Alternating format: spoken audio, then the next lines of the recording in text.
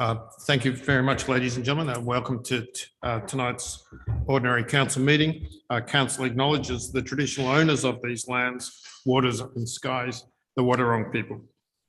We acknowledge and respect their continuing connections to their lands, waters, skies, culture, and the contribution they make to the life and spirit of our community.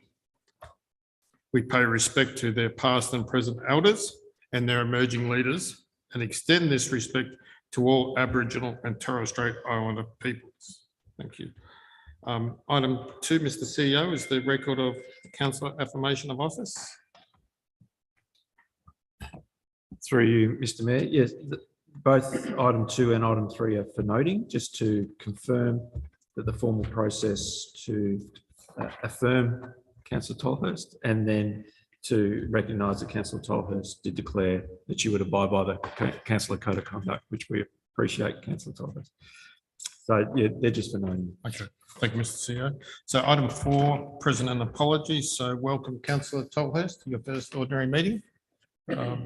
Welcome to the team, and I'm sure you're going to be a great contributor to the Borough of Queenscliff. So congratulations and welcome again. Mr. CEO, do we have any apologies? No, Mr. Mayor. No apologies. Councillors, do we have any pecuniary interest or conflicts of interest disclosures? No. Officers, any conflicts?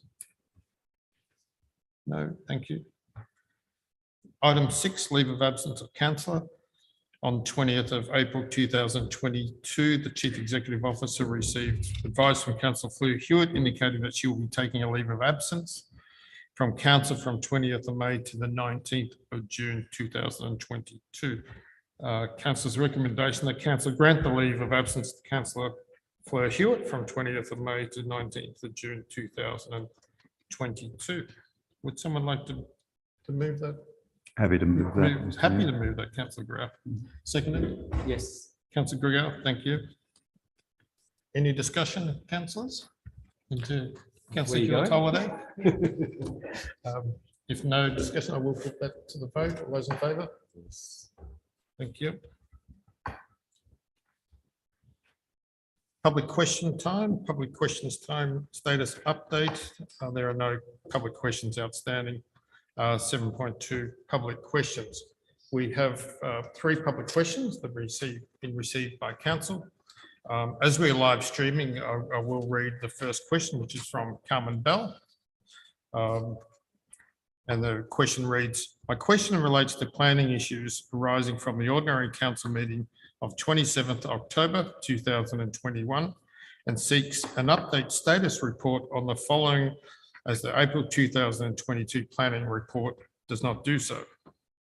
Planning Scheme Amendment C37 QUEN, which proposes to make corrections to heritage overlay numbering, correctly map 2 individual listed Norfolk pine trees, correct spelling errors, reorders the schedule of the heritage overlay for ease of reference, and removes individual heritage overlay listings on buildings that have been demolished. Planning Scheme Amendment C39 QUEN, which proposes to apply the heritage overlay of approximately 32 original and replacement cypress trees identified in the Heritage Review 2020 as the Queenscliff Avenue of Honour. NB Planning Scheme Amendment C38 QUEN, which replaces the local planning policy framework at the Queenscliff Planning Scheme with a new municipal planning strategy and local policies within the planning policy framework. This was gazetted on the 24th of February 2022. And last but not least, stage 2A of the Level 10 study implementation, which relates to a comprehensive heritage review of Fisherman's Flat to be undertaken according to a proposed timeline. Thank you, Carmen, for your question. Response is council officers are working with the Department of Water, Environment, Land and Planning to prepare the planning scheme amendment documentation for the proposed amendments to C37 QUEN and C39 QUEN. Also, council officers have undertaken a request for quote process seeking consultant prices for the review of the Fisherman's Flat precinct heritage controls. Council was briefed on the response to the request for quote outcomes at the Council Assembly on the 6th of April 2022, and officers are now working through the procurement process to appoint the consultant. Thank you again, Carmen. Public question 2 is from the QCA. David, are you happy to read that? Thanks, David. Firstly, the QCA welcome new councillor Isabel Tolhurst to council and wish her well representing her community. The QC asks for clarifications relating to the long-awaited and presumably now being revised version of the Marine and Coastal Management Plan. Importantly, as a way of background, it is currently referenced on the agenda as major initiatives, complete development of the Marine and Coastal Management Plan. A version of the Marine and Coastal Plan was actioned by council officers and tabled some months ago, and subject to a series of community recommendations, corrections, expansions, and improvements. Given the expertise and quality of many of the submissions, a question now relates to the new draft budget allocation of $210,000 for development of a Marine and Coastal Management Plan carry forward from 2020-2021 budget. Note that should read 2021-22 budget.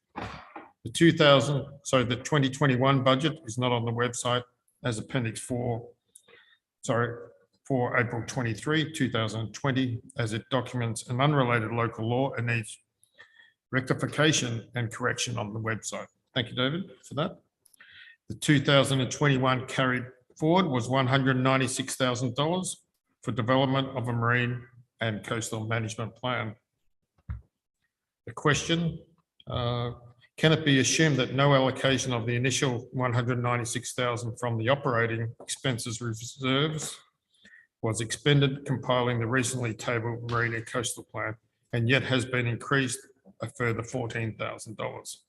Or are there other explanations of what has happened to this important plan?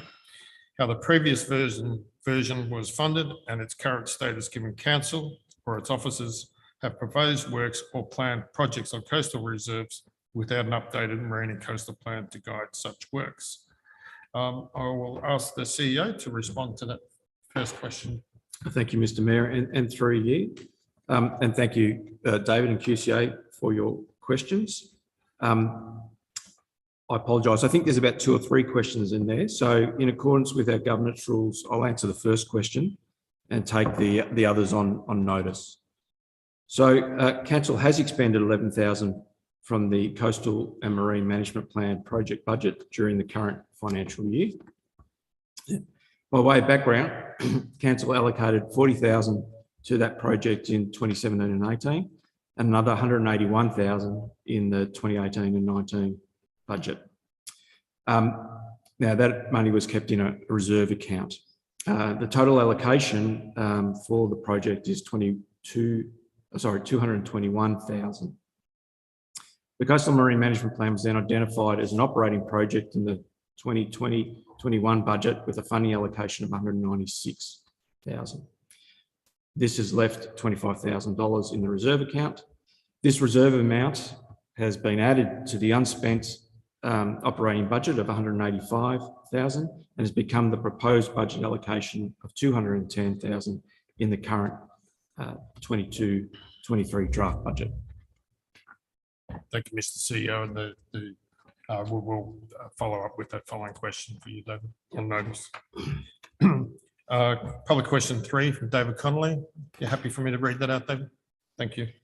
Retaining and protecting heritage is itemised a number of times in the current budget and council documents, yet there appears no financial allocation to further the heritage study or any link saving such heritage assets and resources as an important SERP initiative that contributes to the conservation of resources and potential carbon emissions. Where is heritage placed as an initiative in the 2022-2023 plan and in the longer 10-year timeframe? David, in the In July 2021, the CEO undertook a restructure of the organisation and created a senior strategic land use planning position. This position has responsibility for implementing the strategic objectives set out in the 2021-2025 Council Plan. In particular, priority 1 in the heritage planning and infrastructure portfolio, which is improved planning controls to protect built form from heritage values within the Borough of Queenscliff. This position is a dedicated resource funded through the annual operational budget. Details of the overall budget allocation to heritage planning and infrastructure portfolio can be found on page 29 and 30 of the draft budget. Thank you. And thank you everyone for those public questions.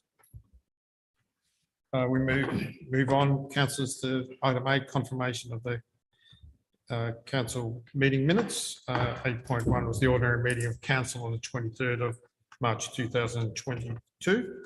Councillors, there is a recommendation there. Can I get someone to move the recommendation? Let's move Councillor Grout. Seconded Councillor Hewitt. Thank you. All those in favour? Thank you. So passed. Thank you. 8.2 Audit and Risk Committee meeting minutes, 4th of April 2022. A copy is provided, appendix number 3. The recommendation that the minutes of the Audit and Risk Committee held on 4th of April 2022 as distributed be confirmed as an accurate record. Can I get someone move that? Okay, move Councillor Hewitt. I was at that meeting, so I will second that. Any discussion, Councillor Hewitt? No? No? All those in favour? Thank you. So moved.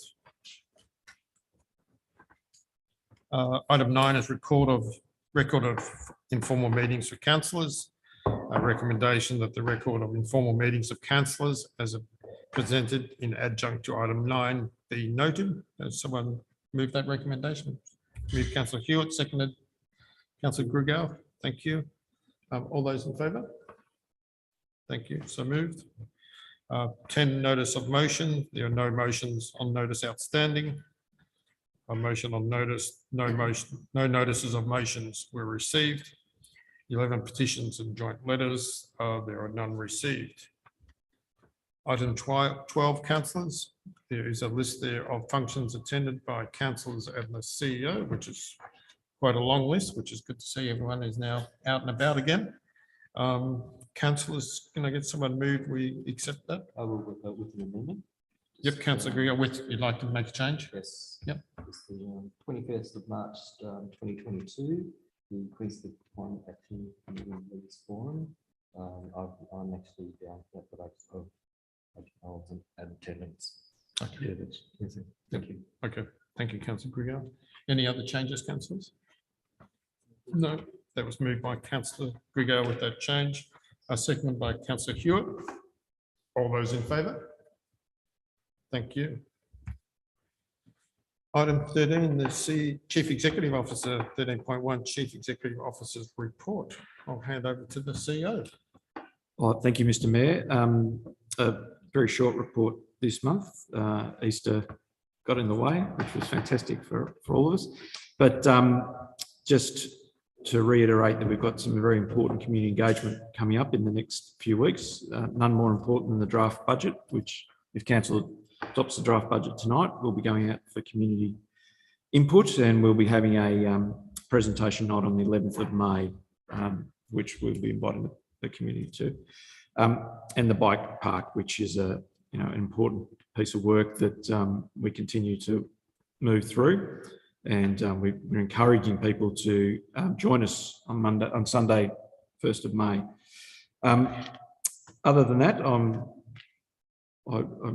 we'll just put the report on the table and happy to take any questions. Okay. Thank you very much, Mr. CEO. Councillors, get someone that we accept the recommendation of the officer's report for April 2022. Yes. Move Councillor Grigor, seconded Councillor Tolhurst. Welcome aboard, Councillor Tolhurst. Thank you. Any questions for the CEO in regards to his report? Yes. Yep, Councillor Grigor. Just regarding the bike park, how are we proposing to fund the project? And the year that we're looking at developing this project. Through you, Mr. Mayor. So council has allocated some funding in the long-term financial plan. And at the moment that's allocated, I think, in the 23-24 financial year. But as with many of our projects, we have a caveat on this project. And the first step is to get some agreement from the community and especially the young people in our community around the design. And then we will go to funding bodies to see if they can support us and augment or add to the money that we're already committed to this particular project. So at the moment, we're looking at 23-24 financial year for construction. Now, have we considered sort of some plan since there was funding given at a federal level for the park developed in Barwon Heads? Through you, Mr. Mayor, I might ask for a clarification. Yeah, sort of. So, you know, we actually, have we taken any considerations of building this park since there's the high possibility that there'll be a park at Barwon Heads since it's been funded federally in the current federal campaign? Through you, Mr. Mayor, if I understand the question correctly, Councillor Diggow, I don't think the Barwon Heads Park is a regional park, and certainly if we do build one in the borough of Queenscliff, it won't be a regional park. It will be really catering for local needs and local demand. So I think the scale of the Barwon Heads, looking at the budget, would be quite a local facility. And I think, as Councillor Grigor pointed out, it's election promise. So obviously, we have to see what happens with the federal election. Any other questions in regard to the CO report? No. So we have a mover and a seconder for that report. All those in favour? Thank you.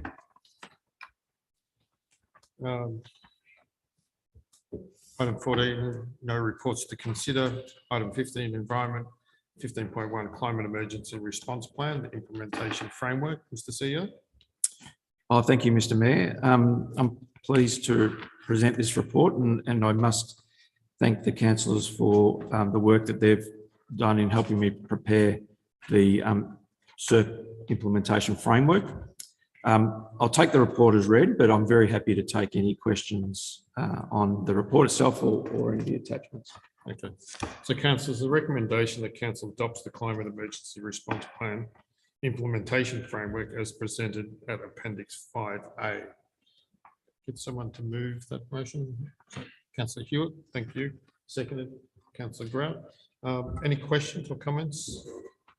Councillor Hewitt. Thanks. The work on the implementation plan, I think, sets out a good framework in which to deliver the ambitious actions and hit the targets in the climate emergency response plan. I think the intention in the SERP about this document would be more an action plan and how to deliver all the various actions. And through our discussions, we quickly realised that it was difficult to set out that level of specificity in a document so far forward. Yeah. So I like the way in which the document provides a framework in which to do that and also track the delivery of the various actions. I think the tracker is a really great tool, and hopefully that tracker can be used. We can easily extract the data onto the scorecards or whatever tech we may want to use to display how we're achieving those actions. Yes. I just wanted to go back to our discussion we had around an annual plan and how the specificity around delivering the actions is not going to be in this document, hence the change from an implementation plan to implementation framework.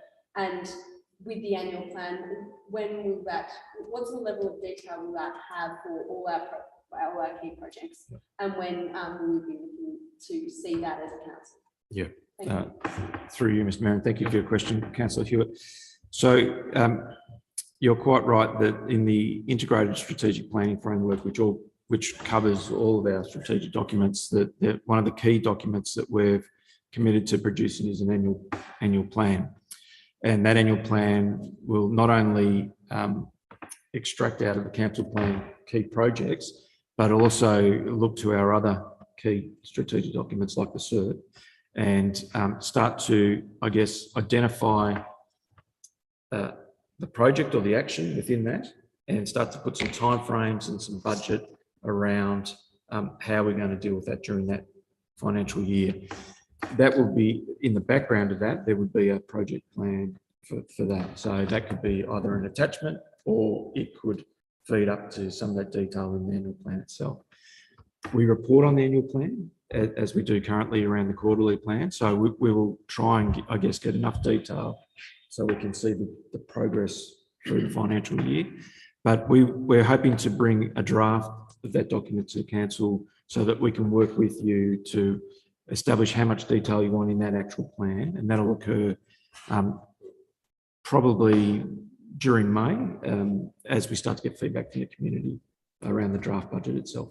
Right, Yep. and sorry, another question. Yeah, that's right. Is just once we have the annual plan, we will be revisiting the format of our quarterly report so that it feeds into that. Feeds into that. Yeah, and thank you, Mr. Mayor, through you, Mr. Mayor. Thank you, Councillor. Yes, we will. It'll be linked so that the people who read the annual plan will see very clearly how it's reported in the quarterly plan. Right, thank you. Thank you. Councillor Grant, you second the motion. Would you like to speak to it? Yes, please, yeah. And thanks for the work that you've done on this, and I think Beck as well would have contributed to this. Yes. So I think I can say the councillors are looking forward to working with this framework to ensure that we do plan and budget each year so that we can effectively deliver on the actions we committed to in the CERT. And just a question, and that is to clarify my understanding about this bit of the CERT process. There was a review of all the actions to be done at some point, sort of mid-cycle. When would that be due? So through you, Mr. Mayor. So in the CERT itself, it talks about a mid-point review in 2025. But the framework we've developed now actually structures it in such a way that we're probably doing a review every year of all the actions so that we're on the lookout for opportunities from grant funding and from other programs that the state might run and bringing to council what we think might be that priorities for the coming 12 months. We'll still do the 2025 review, but that'll be more about an evaluation to make sure that we've done what we said we were going to do, but also to monitor and see if we need to change anything for the second half of the implementation. Yeah. Okay, thanks. Councillors, any other questions? No. Thank you. So it was moved by Councillor Hewitt and seconded by Councillor Grant. All those in favour? Thank you. Oh, yep, thank you. Item 16, no report to consider. Item 17, heritage planning and infrastructure.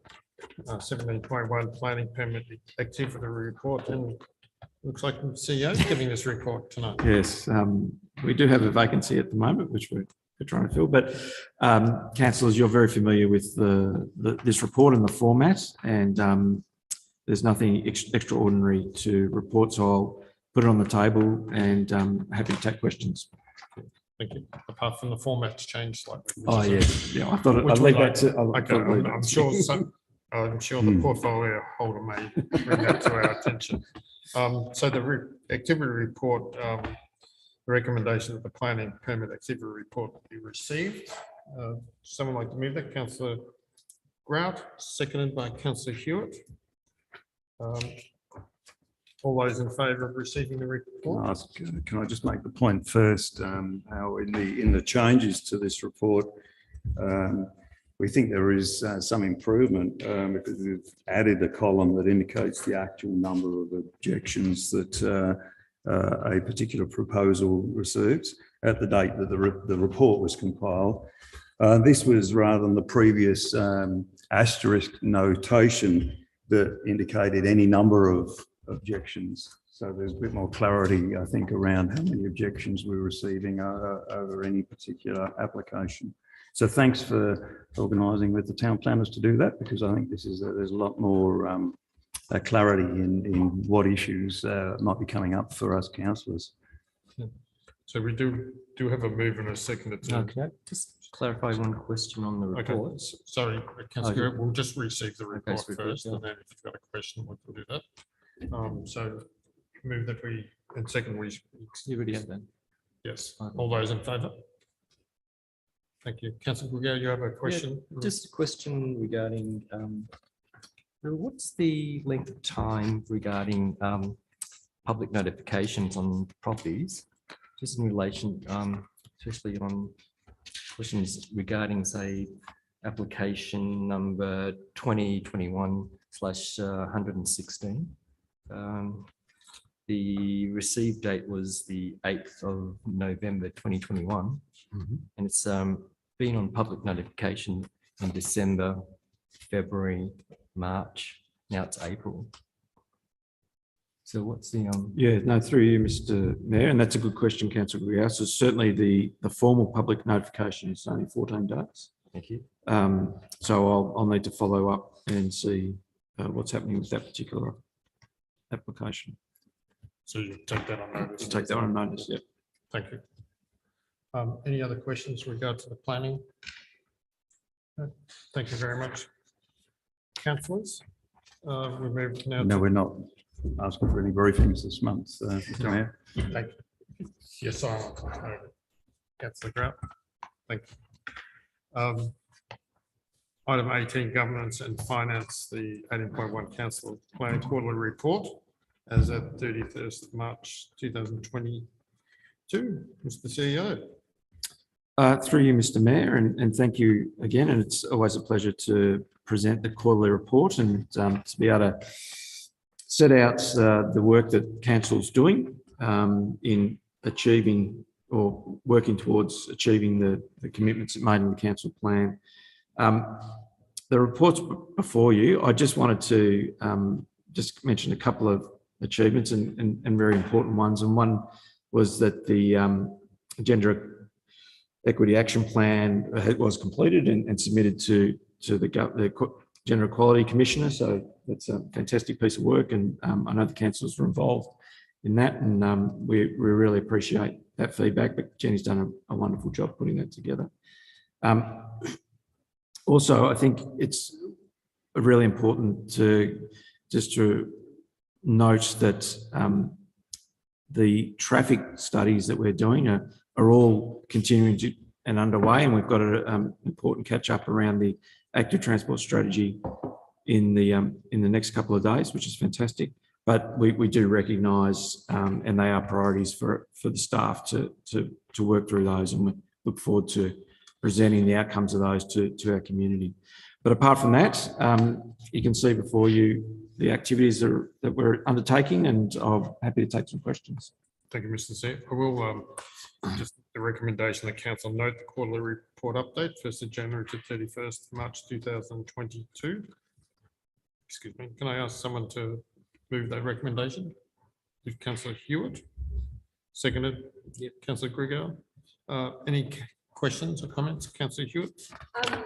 Yeah, I just want to say thank you to all the council staff for all their work over the last quarter. I know with entering COVID normal and being down people and also had less staff at times with active recruitment happening. Yet you've been able to continue to keep the council boat afloat and achieve so much. And I think that the list of what you've been doing is a pretty light on, like, from Anzac Day to continue to develop the hub. Like, there's just so much that goes into the council functioning. So I just wanted to say thank you. I know Councillor Salter, that was usually her role to say thank you, and she'd continue to be very proud of all the work that you're doing overnight. So thank you. Thank Thank you, you, Councillor Hewitt. I beg your indulgence, and it might be of interest for the community. We have been 25% down on council staff for about 30 days now. It seems like a lot longer. So on the last Friday, I write every week to the staff, and I thank them especially the 75% are still sort of struggling along for the extra work they've picked up and the fact that they've continued to serve the community as best they can. So, yeah, it's surprising. Jerome Wymer spoke to all the CEOs today to say goodbye to all of us, because we've worked with us now for 18 months. And there's still 52,000 active cases in Victoria, and there was 10,000 new cases today. And we think we've just about reached the peak of COVID. So it's incredible how much of an impact it's had on Victoria and this organisation. So thank you, Phil. That's right. And just on that, I think the feedback was there's no new variant Yes. coming our way at this stage, which is always, fingers crossed it stays that way. Councillors, any other further questions from the CEO? If not, thank you. We have moved and seconded that. All those in favour? So moved. Thank you. Item 18.2, 2021-22 quarterly financial report as of 31st of March. Refer to the Manager Finance and Corporate Services, Gihan, and Mr. CEO, you get that the rest for a minute. Thank you, Mr. Mayor. Gihan, thank you as always. Thank you, Mr. Mayor. Councillors, I'll take this report as having been read, but would like to add a few comments about key changes that we have made to the Q3 report. We received 579,000 financial assistance grant in advance. So that includes all of 2022-23 financial assistance grant, as well as a part of 23-24 financial assistance grant. So in average, we receive closer to 500,000 per financial year. So the Q3 report has been updated to reflect that amount, resulting in a cash surplus of 813,000 for the current financial year. So in addition to that, we have adjusted the Q3 report to reflect changing timing of some of our capital projects. Councillors, the recommendation is on page 36 of the agenda. Thank you, Gihan. Council, the recommendation that council note the quarterly finance report to 31st March 2022 included an appendix 6. Can I get someone to move that? Move Councillor Grout, seconded Councillor Tolhurst.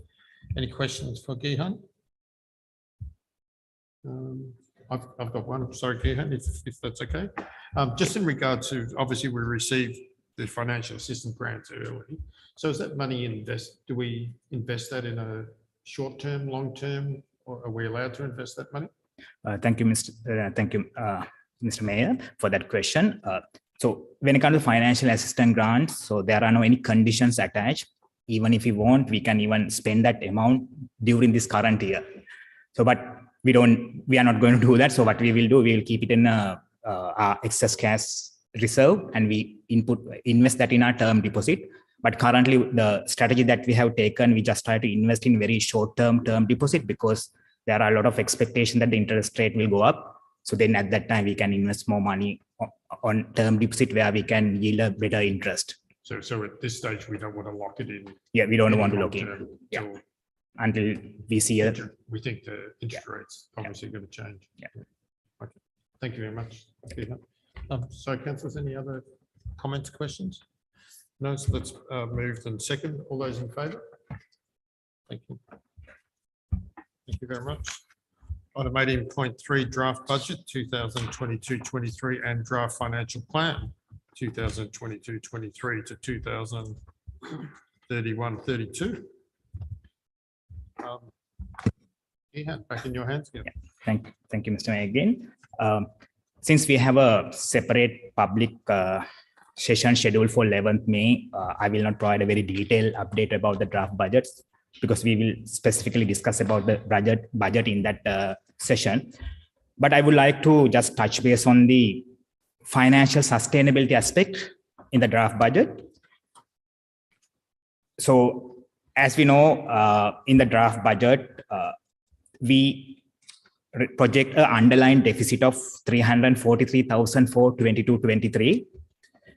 The underlying, the result indicate whether council will have sufficient money to manage operations as well as meet the asset renewal requirement into the foreseeable future. But again, we have to be very careful, because we have to judge the underlying results over a medium to longer term period for us to make a right judgment about the underlying results. So along with the draft budget, we have updated our financial plan as well.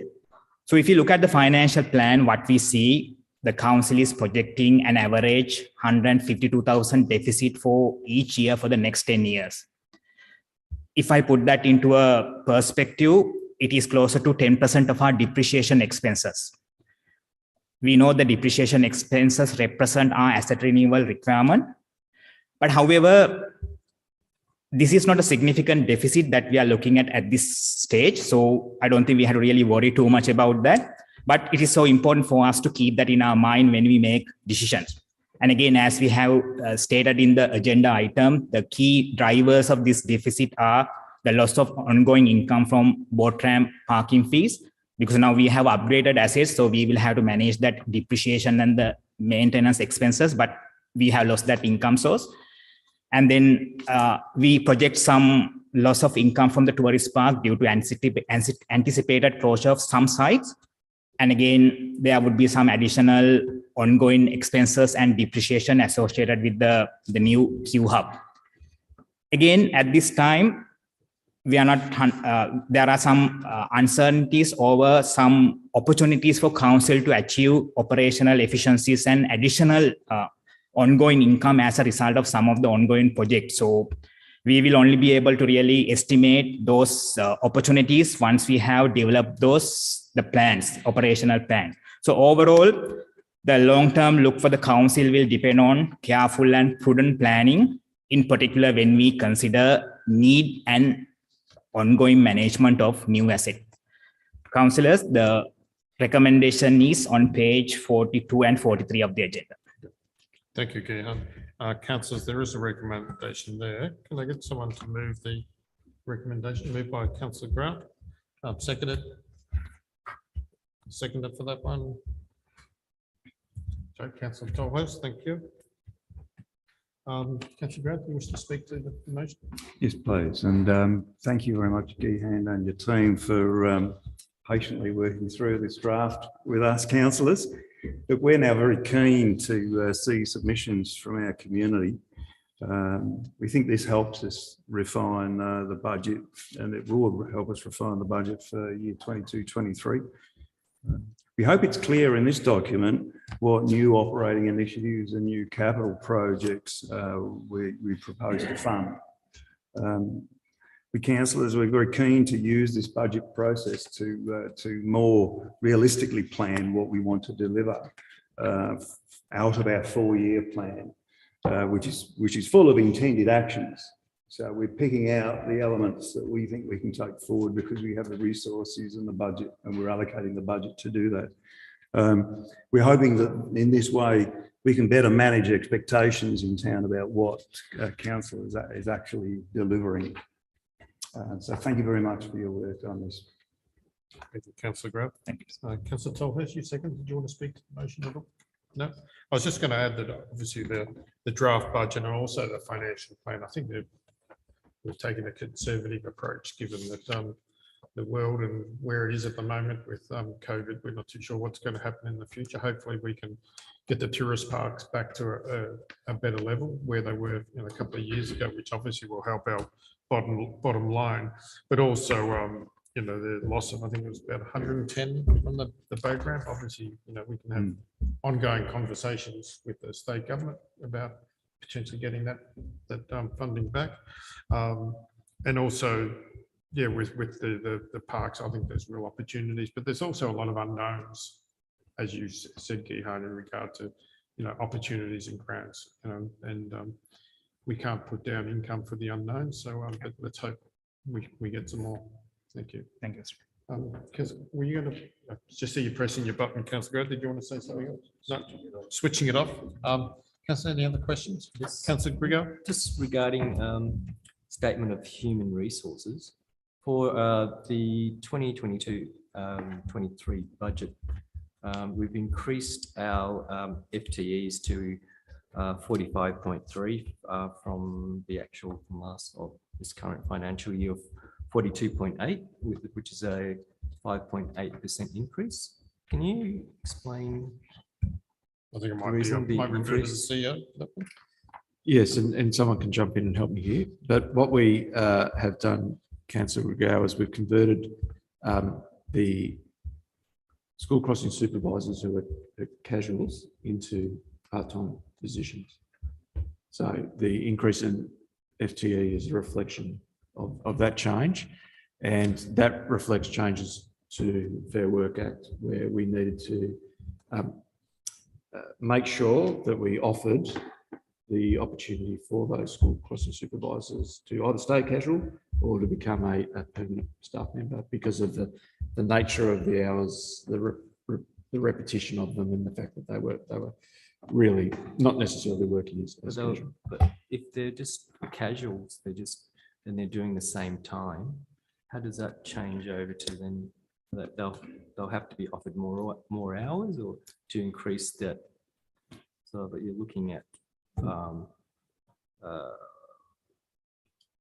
3 staff, not roughly 3 staff, So it's just not- under 3 staff members, so as a full-time equivalent. Yeah, so I think there's 8 or 9 school crossing supervisors. Is that So, 7? So we're converting that 7 from casual to All 17. permanent. And that's it. So no, they still work the same hours, but they work on an annualised salary. But we need to count them as FTE. And we've also, as Gayham is about to point out, we've also split. You wanna- sorry, if I answer that question through Mr. Mayor. And so there's another aspect that we had to be very careful when we compare the forecast versus the budget, because currently we have a lot of temporary vacancies. So the forecast is really understated. So it's not giving us a good comparison. So if I compare with the adopted budget for 21-22 for the current financial year, because in the adopted budget, we have the new structure costed in the adopted budget. So if I compare from the structure that we included in our current year budget versus to the next year budget, actually what we see, there's a reduction in 1 permanent position, because in the adopted budget, we had a officer for municipal health being officer. So we have taken that position out. And then that we took that position out. At the same time, we have created an additional planner position, which was a contract position earlier. So in effect, in terms of the actual FT numbers, there's no significant change compared to the current year adopted budget versus this proposed budget. But unfortunately, the forecast is really understated, because we don't really see what we have forecast based on the current number of staff working in the borough currently. But we have a lot of temporary vacancies. So the forecast is not really giving the true picture of the current organizational structure. Even though the staff members not being filled, the position is still there. So it's not being counted. No. I think that there's 2 things. I think through you, Mr. Mayor, Yeah. it's an important discussion, but I suspect the council meeting is not the. No, we can follow it up. Yeah, so we're happy to follow up. Councillor Krieger. Yeah. Thank you. Any other questions, councillors, in regard to the draft budget? If not, we have a mover and a seconder. All those in favour? Thank you. So moved. Thank you. And congratulations, Gihan. And as stated a few times tonight, we're looking forward to hearing from our community next month as well, when we receive submissions. Sure. Thank you, Mr. Yeah, that's what I said. You said. 18.4 is the review of council policies. To Gihan, and then I think Jenny's going to talk as well. Yeah. Thank you, Mr. Mayor, again. Actually, this agenda item covers 2 policies. Okay. Yeah. I will present the council policy CP29, commercial, community and mixed use leases. And then our HR and governance coordinator, Jenny Walker, will present the other policy. Previously, the council decided to seek community feedback for the revised policy. So subsequently, we have received very detailed feedback from one submitter during that public submission period. And again, I would like to take this opportunity to really thank that submitter because we get a lot of details and we could really benchmark our policy against those feedback. At the same time, we have benchmarked this proposed policy against similar policies of the other council as well. The purpose of this policy is to provide a consistent framework for the use of council-owned and managed land facilities. And subsequently, based on those feedback and the information that the officers could gather through that benchmark exercises, so we have discussed this revised policy extensively in a couple of workshops with the councillors. And again, we have significantly rewritten this version compared to the previous version that we put forward for community feedback. The recommendation is on page 36, councillors. Thank you. Do you wish to speak to the item B as well? Yes. Jenny's going to speak to them, sorry.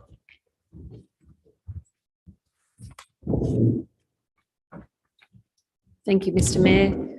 I'll take this report as being read about council policy, CEO employment and remuneration. However, I will make just a couple of short remarks. Firstly, that this policy is a new policy. It was a requirement of the Local Government Act 2020. So it was not something that was in the 1989 Act. But the Local Government Act 2020 requires that every council in Victoria has a CEO employment and remuneration policy, and that had to be in place by the 31st of December 2021. You may recall council adopted ours in November of 2021. The Act also requires that councillors have access to an independent professional person to give them advice on matters to do with the CEO's recruitment, employment, performance appraisal, and so on. With our policy, while it's not a requirement of the Act to develop two committees, that's what our policy required us to do.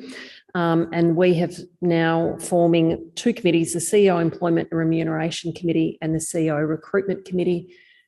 Again, because our policy says so, we will be appointing an independent person to those committees.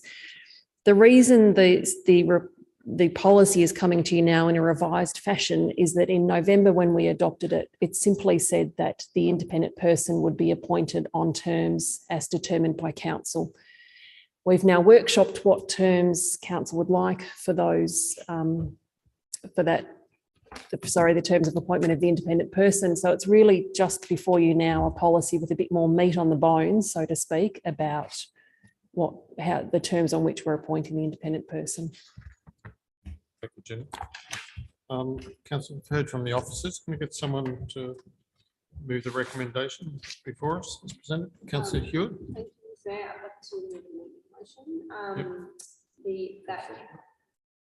Yeah, we need to hear it first. And it's not an amendment. It's just a motion. A motion.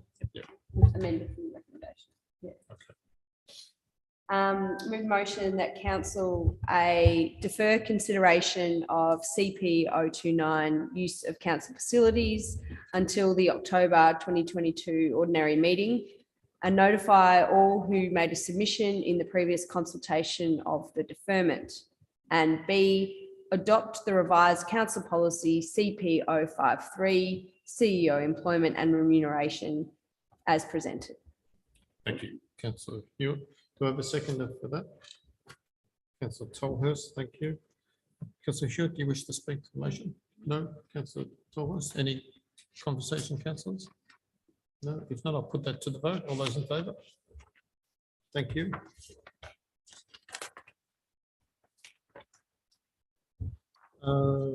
Item 19, authorisation of signing and sealing of documents. No reports to consider. Questions without notice. Status update. At the ordinary meeting of council 23rd of March 2022, one question without notice was taken on notice. The response is provided to adjunct to 20.1. There are no questions without notice outstanding. Item 20.2, questions without notice. Councillors, do we have any questions without notice? Councillors? No questions without notice. Thank you. Council item 21, list of council meetings. As we mentioned before, we had the budget presentation to the community on the 11th of May. Planning review if required on the 11th of May. Okay, be a quick budget presentation if that was the case. I don't think we have any planning review. And council meeting, next ordinary council meeting is on Wednesday, the 25th of May, 2022. Council's item 22, closed session of meeting, recommendation that in accordance with section 66(1) and 66(2)(a) of the Local Government Act 2020, the meeting be closed to the members of the public for consideration of the following confidential items. 22.1, confirmation of the 23rd March 2022 confidential council meeting minutes. 22.2, appointment of independent person as per council policy, CEO employment and remuneration, CP 053. 22.3, curbside collection services contract 2021/21. And 22.4, community service awards. Councillors, can I get someone move that we close the meeting? Move Councillor Tolhurst, seconded Councillor Grigor. All those in favour? Thank you. And thank you, David and David, for your attendance.